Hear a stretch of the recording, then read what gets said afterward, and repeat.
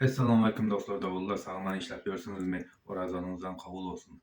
Bugün hem Germaniya hakkında yeni video çeken sizin bilen video menden like sizden Germaniya sürücüler, profesyonel sürücüler nerede gelip geliyor şu hakkında size aytıp verecek. Bu hakkında ben kendi internetten gözledim, e, okudum, kendi malumatları, videoları gördüm. Şoların içinden birisini taptım. O da Felix Farşule. O sürücülük kursu. Bu sürücülük kursunda neler ettiler? Bu sürücülük kursu daşırlıktan studentlerine özünde çağırıyor. Ondan sonra okutya kategoriyalarını veriyor. Özünün ahli kategoriyalarını ondan sonra size Germanya'dan iş tap veriyor. Bu Farşule Köln şehrinde yerleşir. Telefon numarını hem de suratını koyup geçerin. Girip internetten gözlep bilersiniz, okap bilersiniz informasiyaları.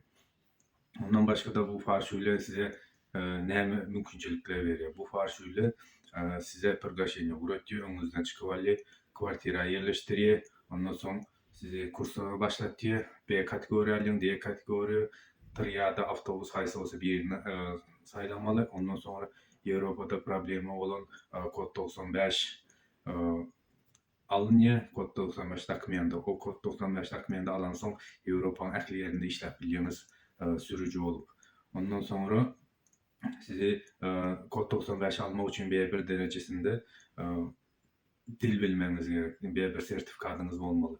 Şunun için sizi dil kursunda da yazılıyınız. Dil kursundan katlayınız. Şu farşuyla size hem mezada organize edip veriyor.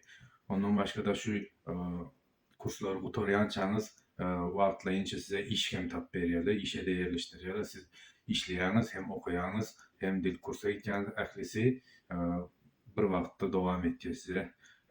Ahli mümkünçülükleri şu farşuyla döretip veriyor. Farşuyla can ettim, gepleştim. Näme dokumentler gerek Türkmenistan'a adam getirip bilýäňiz mi diýip soradım. Getirip bilýäs diýdi. Olar özleri esasen Türkiýeden adam getirýärler. Türkmenistan'dan getirip bilýärler. Näme dokument gerek diýip soradım. Onda da zagran pasport bilen sürücülük hakynda şahadatnamam gerek diýdi. Ondan başga zat gerek gel. Olar size приглашение zat oňurup öwretýärler. Onunla bu edilen akli işlerinin karşılığında tölevi var. O tölevini men soradım. Men bilin yöne size bir zat diýjekkä men üstünden bir zat görýän ýaly bolýan. Şonuň üçin men bu orta giýjekkä özüňiz jaň edin, özüňiz birine jaň etdirin. Gara şeýle gürleşiň. Eger gerek bolsa, eger Germaniýa geljek diýip kelläňize uýan bolsaňyz, Germaniýa gelmäň ýollarynyň ýene biri professional şoför bolup gelmek.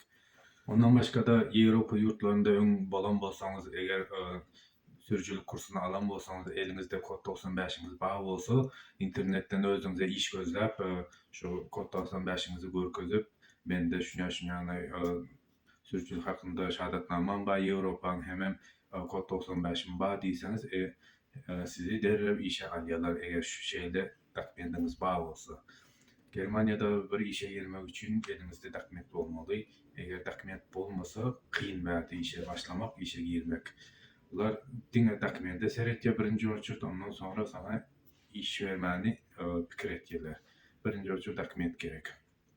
Eger video göňünizden turan bolsa, öz ýakynlaryňyz, dostlaryňyz bilen paýlaşyň, hem de kim Germaniýa gitmek niýetinde bar bolsa, şolara da paýlaşyň. Belki kime de peýdaly bolar. Canınız sağ olsun. İndiki videolarda görüşençe hoşça kalın.